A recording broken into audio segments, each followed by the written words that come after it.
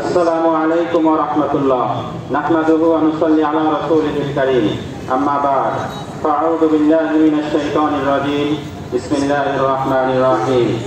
ইন্নাদ দীনা ইনদাল্লাহিল ইসলাম। সম্মানিত তৌহিদি জনতা,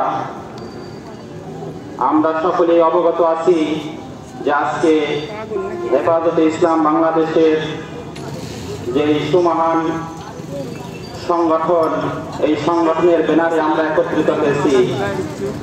আমরা সকলেই বিশ্বাস করি যে বাংলাদেশের প্রতিটি মানুষ ইসলামকে ভালোবাসে, কোরআনকে ভালোবাসে, কোরআন বুকে নিয়ে ঘুমায়, আবার কোরআন বুকে নিয়ে জেগে ওঠে।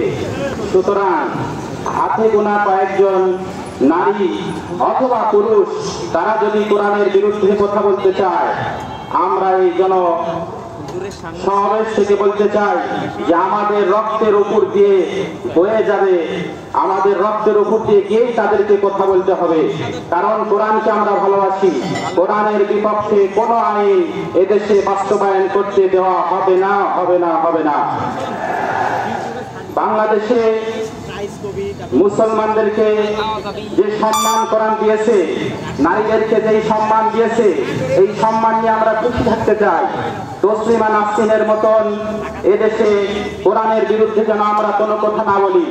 দুই একজন আছে বাংলাদেশে, বিশেষ করে যে নারী কমিশনের দুই একজন আছে, তারা বেশি বাড়াবাড়ি করতেছে। কারণ আমরা মনে করি যে সে তসলিমা নাসরিনের ফুটানো বাচ্চা। এই জন্য তাদেরকে এই কোরআনের বিরুদ্ধে কোনো আইন বাস্তবায়ন করতে দেওয়া হবে না। আল্লাহ আমাদেরকে তৌফিক দান করুন।